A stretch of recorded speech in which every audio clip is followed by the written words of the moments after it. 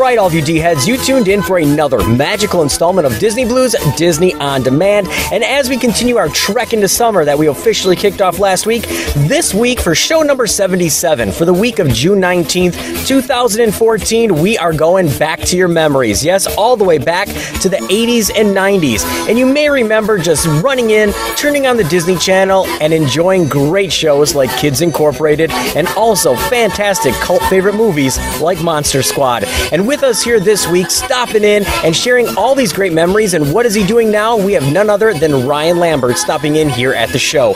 That's right, Ryan Lambert, who kicked off from season 2 of Kids Incorporated and went on for a variety of different seasons. He was also in Monster Squad, in a variety of different bands, and more, is going to be stopping in here at the show. Yes, many of you girls out there, you had, just heartthrobs for this man, and Ryan's going to stop in and share some great stories from the set, his favorite moments, what he's doing now, and all kinds of fun as we take you back to those early days of the Disney Channel, movies, magic, and more. In addition, we have a light team here this week. Yes, summer is here as we officially kicked off last week here at the show. So much of the D team is on vacation, moving, doing a variety of different things. But fear not, we do have some staples here as we have Aaron stopping in, answering all of your questions with I Want to Know. You have questions, he has answers, and he's going to dip his hand in that virtual mailbag and answer all those questions for you. And let's not forget our D team member from Down Under, as we have Lexi stopping in with this week's Hollywood Walk, giving you a little bit more about our very special guest here this week, Ryan Lambert. We have all kinds of fun, news hot off the D-Wire, and all kinds of magic that you come to expect, with great snippets, tunes, guests, and more. So let's officially kick off show number 77 for the week of June 19th, 2014. How fitting? By turning on the Disney Channel. Be right back, all the D-heads. Everybody look around, hear the sound. Who's gonna come your way? We got something that is new, that is true. We got something hit for you today. All around the nation, whoa, with a new sensation. Have you heard? Have you heard? Have you heard?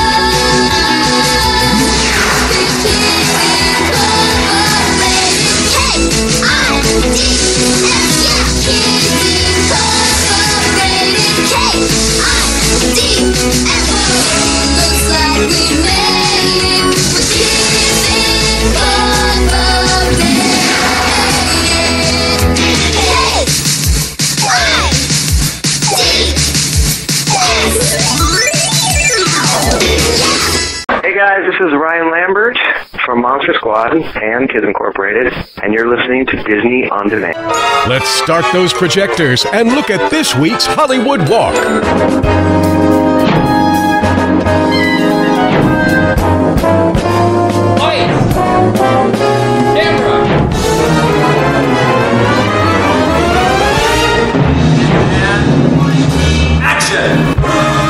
Hey D-heads!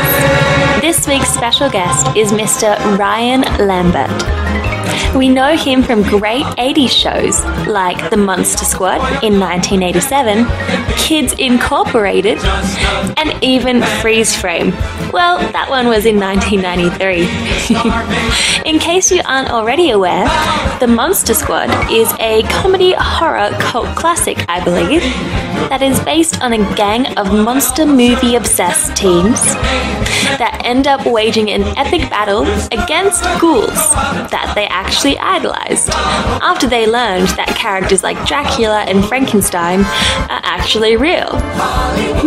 Now that is definitely one I'm going to have to check out. So this week's special guest actually played Rudy, the oldest and strongest club member. And in 2007, Ryan even attended the Monster Squad 20th anniversary DVD release party. Now, for us D-heads, we might recognize Ryan from the 1980s show Kids Incorporated. So Ryan was on this classic Disney Channel show between 1985 through to 1988.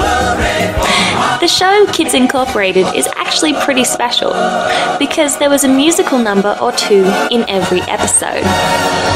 And alongside these musical numbers, the show was also quite relevant to the issues of kids of the time, dealing with real-life problems, like bullying, for example. Now, there were also some fun times as well. There were people like Jennifer Love Hewitt and Mario Lopez as part of the team. So Ryan's character often gave advice to the other kids. That's a pretty cool role, I reckon. Now, for some more background information. Ryan was born in Cleveland, Ohio, and more recently, he's actually swapped acting for singing. So in 1992, he sang for a group called Loungefly, and he's also fronted the electric rock band Elephone, and he plays guitar as well as singing with the rock band Kill Moi. So it is clear that this week's special guest has a range of talents, from singing, guitar, to acting, and being one of those classic Disney Channel favourites. So thank you, Ryan Lambert. Without you, Disney would definitely not be the same.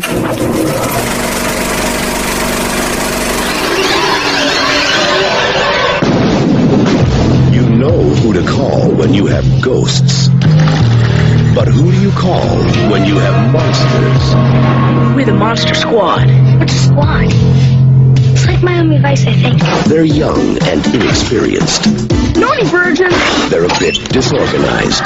Monsters are not real. We don't know that, sir. 2,000-year-old dead guys do not get up and walk away by themselves. But when strange things start happening in town... There's a monster in my closet. Whoa! Look at that big, scary monster! What's happening? You wait to kill a werewolf. Silver bullet? they're the only ones ready to do battle. Somebody's out there that's killing people. And if it's monsters, nobody's gonna do a thing about it but us. The creatures of the night shall rule the world. Real monsters? Us? Midnight. In the world, remember? Maybe we can be like Mascot and Stitch, you know? Two mask bombs. We got 1035. Stick back up. Hurry up. Or Nature Squad. The book is right. Don't you think it's all true? By midnight, You guys!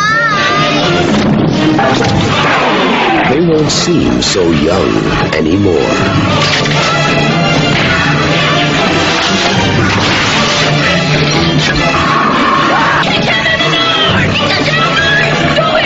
The Monster Squad. Wolfman Squad.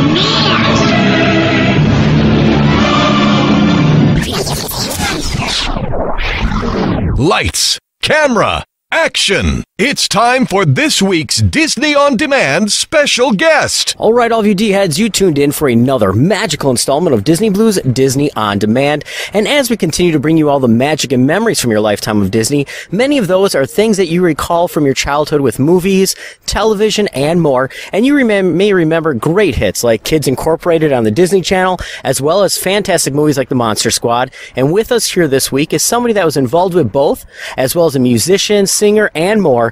We have none other than Ryan Lambert here with us. Welcome to Disney On Demand. Glad to be here. Hi. It is our pleasure having you on. You know, it took a little bit to make it happen, you know, with your busy schedule and whatnot. But, you know, going back into, you know, Kids Incorporated days, all the way back to 1985, the Monster Squad, so many different things. I guess I'll just start it off like I do with many people. And what led you down the road of music and acting and all that kind of fun stuff? Let's see. I started out in musical comedy theater, like when I was around 10 years old, sort of singing, dancing on stage in like local productions, things like that around Los Angeles. I was actually involved with a troupe called Bill Edwards Onstage Kids, and Bill Edwards is sort of like an old vaudevillian type actor, performer guy, a lot of George M. Cohan, a lot of Broadway stuff.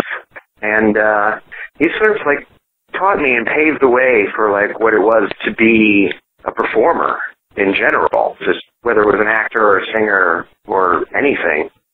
And he kind of taught me my ways and before I went on and did it professionally.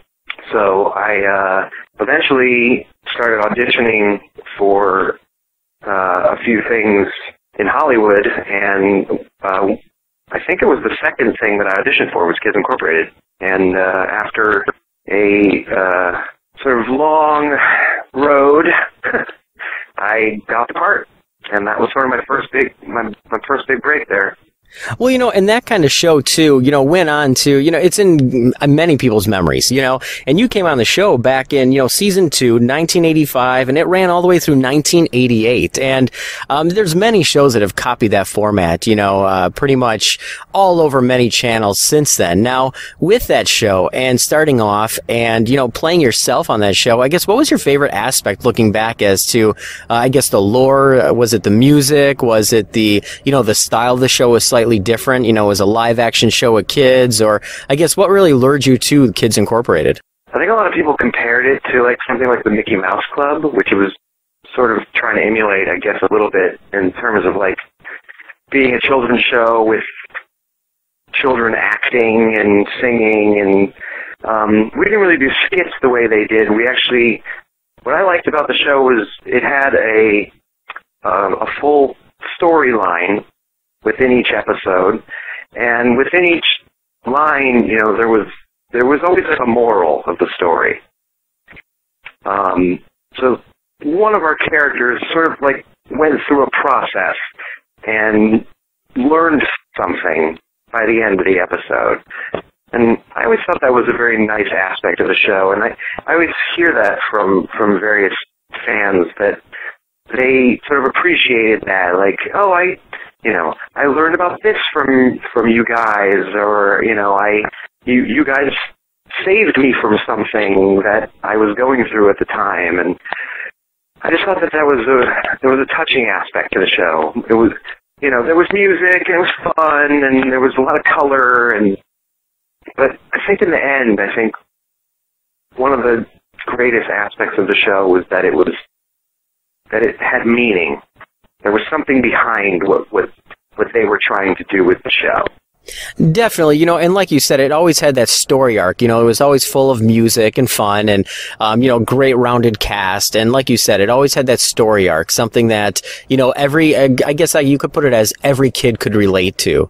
And, I guess looking back at all those, is there any, one episode or, one show that you did that just sticks in your mind, whether that was things that happened off camera, on camera? Is there just one that when you look back at that show, back to those recesses of your young childhood, that one that really just sticks out for you? I think there was one early on.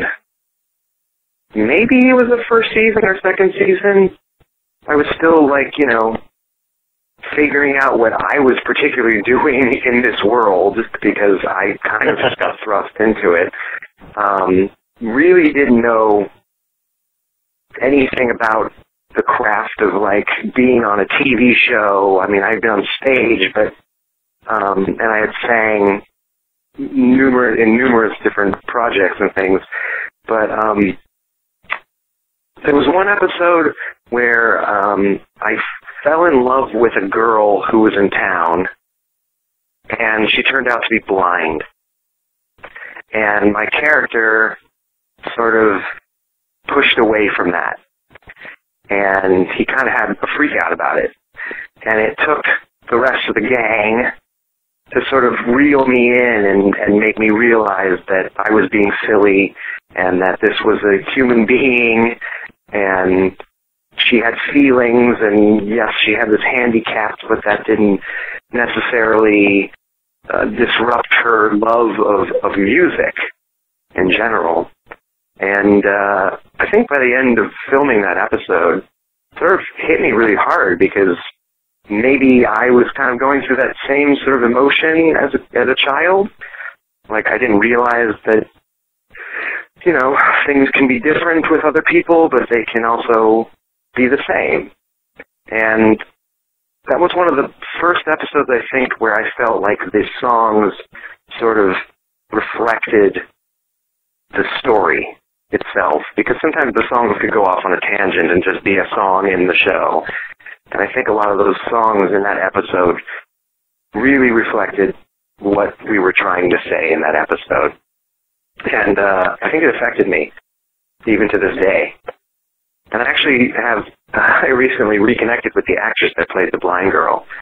And it's interesting how, like, you know, life kind of moves on and people go in different directions, and how you can talk years later and figure things out and be different people. Definitely, you know, and that's the kind of thing, like you said, where, you know, you kind of grow as a person, and also, you know, reconnecting with this actress as well, you know, like you said, you kind of grow and, you know, move on, and, you know, the entire cast, you know, I'm sure many people, you know, everybody knows that, you know, many of the cast have gone on to, you know, pursue music careers and whatnot. You know, you have Stacy and Renee and, you know, I mean, everybody, including yourself, have gone on to do music careers.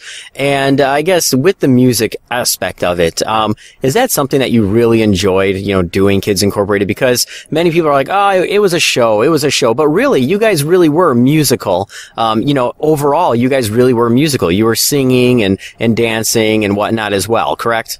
None of us would have been there in the slightest if we didn't know what we were doing musically. Especially Martika, Rasan, Renee, and Stacy. I mean, those four are probably still to this day four of my favorite singers ever, just singing-wise. They just always blew me away every week. I kind of felt like a little bit of an outsider. I wasn't that great of a singer. I think they kind of brought me in to, like, be more of, like, the actor, cool guy or something. They needed a person to sing the Bruce Springsteen songs or something. But those guys just blew me away every week. There's so many stories. Listening to Stacy sing Middle of the Road by The Pretenders, I will still listen to that to this day. Listen to Rasan sing Every Breath You Take in a completely different way than the Police did it. Drives me insane. The talent that they found, at least while I was there, probably was unprecedented at the time. I mean, I don't know of any child singer that has ever been able to sing like Rasan, except maybe Michael Jackson. Well, you know, and like you said, you know, you were all there for a purpose, and everybody really did, you know, hit the notes, and like I said, went on to pursue musical careers. And I guess looking back now, and, you know, Kids Incorporated was played in reruns for many, many years. Did you ever think that it would have such a cult fan following, especially now with the internet and, you know, everybody, you know, posting on YouTube and, you know, great retro sites? Did you ever think that it would be so big as it is now with such a cult fan following? Well, it's funny because I feel at the time there was a huge following of that. I think in this day and age it would have been, like, through the roof. It probably would have been, like, out of this world, way more popular than it was then. But at the time, we were syndicated. You know, maybe there weren't as many televisions and obviously there weren't computers, but there was, I did feel it, because we did go out a lot and would play live and make personal appearances, and tons of people would show up. We got a lot of fan letters, we were in magazines, so I did feel that there was some sort of phenomenon happening with that show. I mean, nowadays it would have been through the roof for sure. Yeah, these days, especially amongst my friends who didn't know that I did that, or some people find out that I did that, and their minds are blown. And then, of course, all the YouTube videos come out, and everyone wants to watch them with me in the room, and, you know, make fun of me at the same time celebrating it. So it is something special that, you know, not a lot of things of that era or before, you know, can touch on. Definitely, you know, and, you know, it does have, like you said, it has that staple in time, you know, being an 80s classic. And, you know, I guess with that, being 80s classics, it's going to lead me to Monster Squad, which is another thing that, you know, you've been a part of, and, you know, recently releasing its 20th anniversary and many other things with the Monster Squad, you know, just a couple of years ago. It's just, it's a fantastic film. It has a cult following as itself, you know, just because it was kind of the first movie where it had, kids going out and chasing these monsters. It was comedy, dark and fun. I guess, with Monster Squad and, looking back at that, how did you land that gig? Now I have to change from my Kids Inc. voice to my Monster Squad voice. That was actually just a random audition.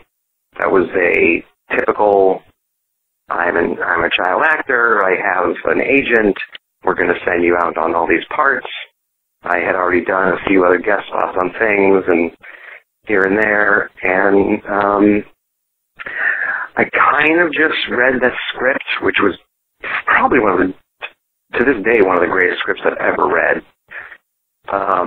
It was funny, it was a story, you can feel it, it wasn't just like lines and action, there was actually it was like reading a novel. Shane Black is obviously one of the greatest screenwriters of all time, and it really showed.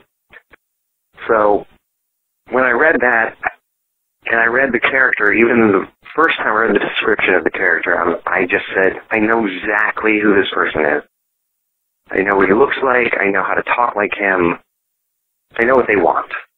And the thing that I did was, I walked in with a leather jacket on, and I sat with Fred, the director, and Shane, and they asked me some questions, and they asked me if I was ready, and I said, sure, and then I saw Shane had a pack of marbles in his pocket, and I said, can I bum one of those off you? And he said, I guess, and he kind of turned to Fred, and they said, well, the kid smokes in the movie, so give him a cigarette. And so I lit up a cigarette. I had smoked a little bit before that, just being like a little badass kid, whatever. But, yeah, I just kind of jumped right into the character, and I think that might have been it. If you really watch the movie, if you take away the clothes and the cigarettes, the character's kind of funny. He's actually a funny person. He's not that cool. He looks cool because he thinks he's cool. And there's a legend around the character, whether he killed his dad or, everyone has like a myth about who this little teenage kid was. But the truth of the matter is, he's probably just a lonely guy. Who knows? But you put him in a leather jacket, you put a cigarette in his mouth, and he becomes cool. And I thought about that when I was a kid. I kind of knew that was supposed to happen. He didn't think he was that cool. He might have just had to act that way to live up to some legend or something. Definitely. And that, like you said, that's the kind of thing where, you really fell into the role. You dissected the character and you kind of knew exactly what they were looking for. And with that film, Monster Squad has gone on to, be passed down to generations. I've shown it to my kids now and they just love the film. And it really does, it holds up on Blu-ray and DVD. And I guess when you were filming it, did anything happen like offset or while filming that's just, I guess, while you were bonding with the rest of the, the cast and the crew and things like that, just really lives in your mind forever? Something that, none of us are going to see on screen, but it's something that definitely sticks with you. There was a few things that I could think of that we were pretty close. Andre and I would practice bow and arrow in his backyard. He was really into archery. So when he knew that I was supposed to do the bow and arrow in the film, he sort of took me under his wing and took me into his backyard at his home, and we kind of shot archery in his backyard. That's kind of where I learned how to do that. Even though the film crew, gave me regular lessons, I think it was more Andre that taught me how to shoot the bow and arrow. And we became really close. To this day, we're friends. The other thing was, we weren't allowed to interact with any of the monsters, ever, unless we were on set working with them. We were allowed to talk to them. They didn't want to talk to us. They would stay in their trailers, or they would be in makeup, and we would be completely separated until it was time to work. One of the scenes in the clubhouse when Frankenstein's monster is with us in the clubhouse, and we're all sort of analyzing him and figuring out what we're doing, they needed to do an over-the-shoulder shot of him from my shoulder, and they didn't need any of the other cast. So it was me and Tom Noonan sitting in this very cramped space on a studio lot of the set of the clubhouse. And because I was older than all the other kids, I kind of thought maybe I could talk to him as an actor, quote unquote, and say, hey man, you know, I saw you in Manhunter. I think you're awesome. You're a great actor. This is great working with you. This is fun, whatever. Because there was nothing, we were just staring at each other while everybody was lighting, and they were trying to figure out what the dog was going to do, and Fred was trying to figure out what kind of shots they were going to, you know, what angles they were going for. And he just stared at me. And he wouldn't say anything except grunt and moan. And at the time, I was like, this guy's mean. I don't want to use profanity. I don't want to use profanity, actually, what I was thinking in my head. But I was like, man, the hell? But, you know, now, or at least later on as well, I realized that he was staying in character, obviously. He didn't want to break the illusion to me of who he actually was behind the makeup. He wanted to stay true to being that monster. And that was maybe the first time I ever worked with, like, a true actor. That meant a lot to me. Well, you know, and it's things like that, too, where, you know, you look back, and like you said, he didn't want to break character. He didn't want to break the illusion. And we hear about many of the greats where they do that all the time, where they're always in character, and they stay in character. You know, and it really did, you know. Definitely. And you hear about Daniel Day-Lewis as Abraham Lincoln. He's, like, even walked around town as Abraham Lincoln. It's like, that takes a lot of dedication. I mean, I know that he was in, like, Frankenstein monster makeup, but, you know, there's still something in the eyes. There's something behind that he tried to keep that illusion going for me. It wasn't necessarily for him. It was for me. It was so that I didn't think of him as anything other than what he was trying to do. But actually, I was kind of doing the same thing by trying to be the cool guy talking to him. You know, like, hey man, what's up? What's going on? Yeah, you're Frankenstein's monster, whatever. So, like, you know, it was a nice camaraderie. And you know, years later, I saw him not that long ago, and I walked up to him and I kind of told him that story, and he kind of just brushed me off. He said, yeah, whatever, kid. I'm like, not so much a kid anymore, but... Well, I guess you can look at it as he's still staying in character. Forever. Well, Monster Squad did go on for, you know, it is a cult classic. And, you know, that's going to lead us to many other things that you've done. I mean, you know, you're a musician and many other things, too. So I guess what are you currently working on where people are going to be able to see you out and about and, you know, current projects and, you know, current things you're doing? Well, okay. I have a few things going on. I took a hiatus from acting forever. As probably anybody knows that's been following anything that I've ever done. After Monster Squad, I did a few other things and kind of decided that music was where I wanted to be. Obviously, Kids Incorporated started my love of that, performing professionally. And I kind of felt like, you know, and I was still 17, you know, I was like, I kind of was on the rock star path. I didn't know I was on the actor path.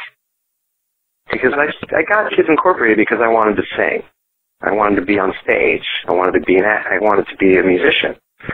Acting sort of fell into my lap by being on TV and having to get an agent and going out on other parts. So I kind of made a conscious decision that I wanted to be a musician. That's what I wanted to do. So I kind of studied music. I started a couple punk bands.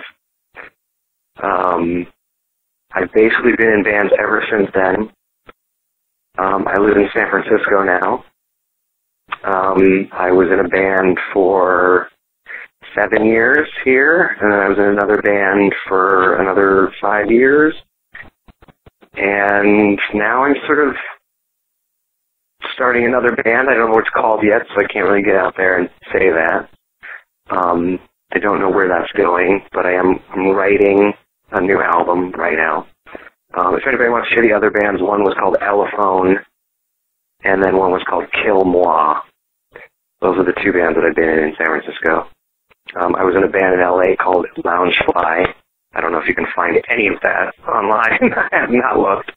That was moons ago before the internet. I'm also, what I'm really proud of right now is that I've written a pilot for a TV show. And I'm working on getting that made right now. And that's sort of about my time working as like a working stiff. Because I've obviously in this time of trying to get by as a musician, I've had to have odd jobs, which was kind of a weird path for me to take, thinking that I was going to move on to bigger and greater things after Monster Squad and various other things I did. So I've sort of had to have these very weird jobs. And one of them was working at a private school here in San Francisco and working with a bunch of children as a musician at night and by day an administrator at a school. So it's kind of a funny take, kind of like a Louis type show, maybe like a Jeffries type thing, like legit, or, maybe like a bitter older man trying to figure out what's going on in his life, still in a band, working an everyday job, that kind of thing. So like by day he kind of deals with children. He's kind of talks to them in like a non-children way. maybe he shouldn't be where he's supposed to be. Yeah, and then at night he kind of goes out and does his musician thing. So it's sort of it's a little autobiographical, but so I'm talking to a few people about getting that made and doing a pilot and seeing where that goes. Like you said, you seem very busy, working on a pilot and, like you said, it's autobiographical, but at the same time, that's the kind of thing where you can add the little nuggets and the little cheese to it and the fun little story arcs and things that just make a nice 30-minute sitcom kind of, comedy, fun kind of show. I mean, I don't know if that's the direction you're going for, but... Yeah, for sure. I kind of want to make fun of the whole thing, but, you can imagine being on a show like Kids Incorporated and then growing up and trying to be in a really serious indie rock band. I mean, we weren't going for like grandiose arena type band, but I wanted to be in Sonic Youth. I wanted to be in, cool bands. That's kind of what we were going for. And so there was a sadness for me growing up in my 20s and maybe like early to mid 30s of like, am I ever going to get past that, child actor Kids Incorporated thing? People are always going to find out about it. And are they going to take me seriously? And eventually I kind of had to let that go and just say, you're going to have to let whatever the work that you do now speak for itself. And when I started writing this pilot, I thought, well, let's just make fun of that. Let's just embrace all of that and kind of poke fun at it and turn it on its ear and, see what happens. Definitely, and that's the kind of thing too. Like you said, you have to let it go, and it's another thing too to embrace it all. I mean, there's always going to be fans out there finding Kids Incorporated, Monster Squad, but at the same time, music that you're doing now, and this pilot and many other things, it's the kind of thing where that work is going to speak for itself as well. And it seems like you have so many different things going on and so much stuff in the works. I guess if anybody is looking for you online, until that pilot gets made and aired, that kind of thing. Is there anywhere where anybody can find you? Any websites or online, or should they just head on over to IMDb or Wikipedia? No, I'm totally hiding. No, there's, you can just probably Google Kill Moi. That's probably your best bet right now. Is to see what that band is doing, or what we were doing with that, and then as soon as things go up for me with new things that I'm doing musically, I will throw that out there and people will find it.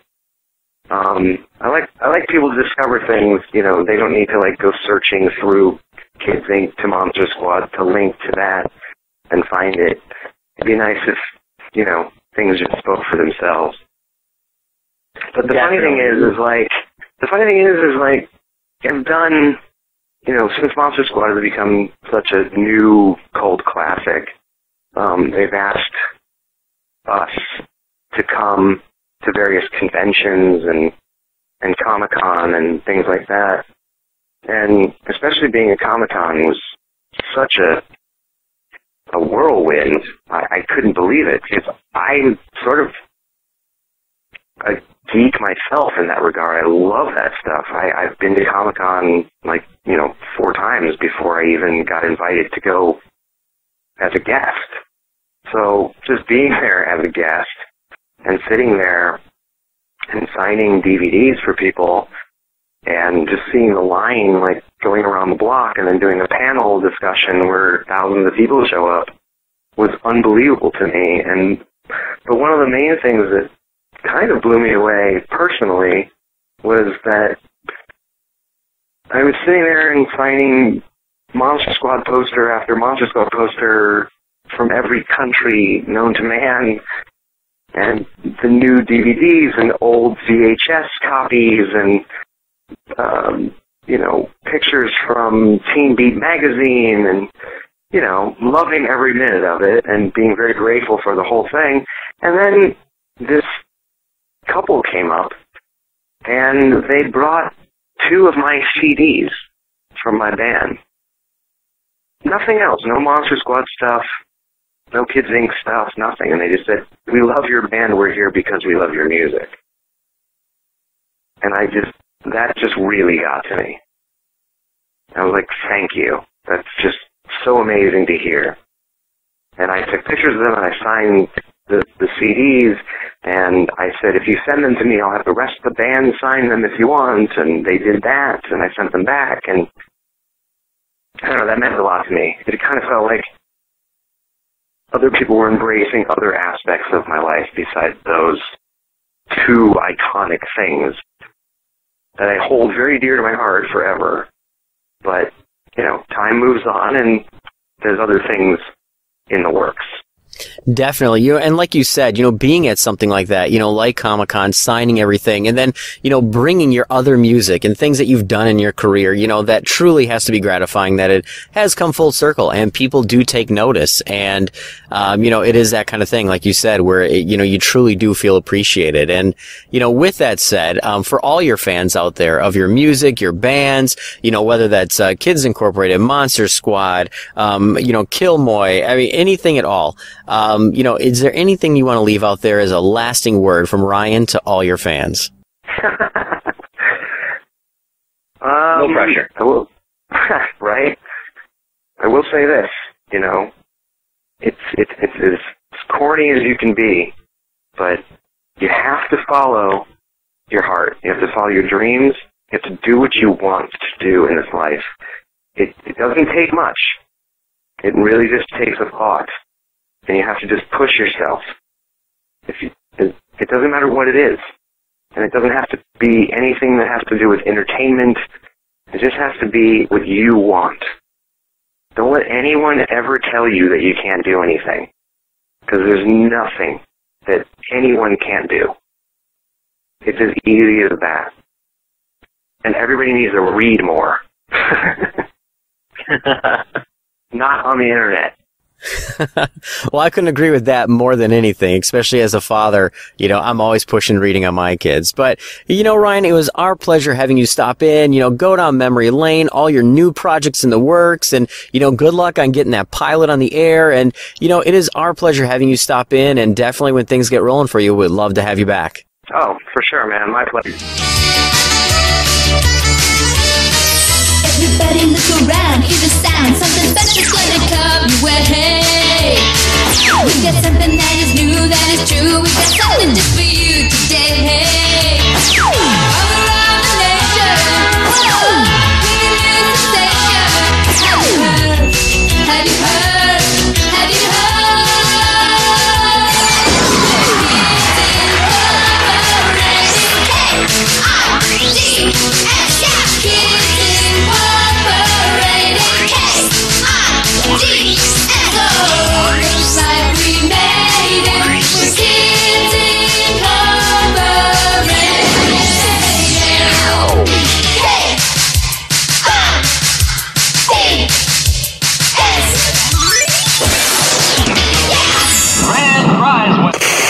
Troopers in their dealings with addressed envelope to Davis and Kirk.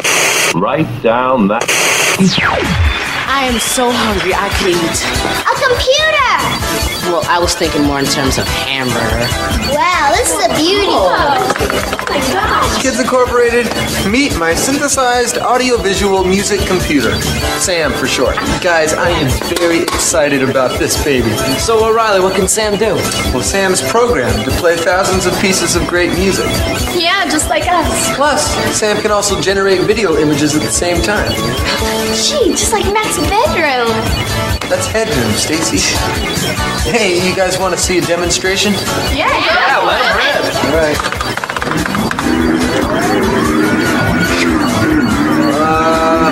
Probably just a loose screw. Hold on, wait, check out this video image.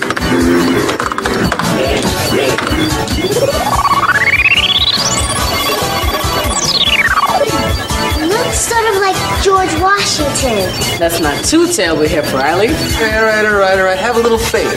Sam will be back on his feet, I hope. Yeah, it's probably just a loose transformer.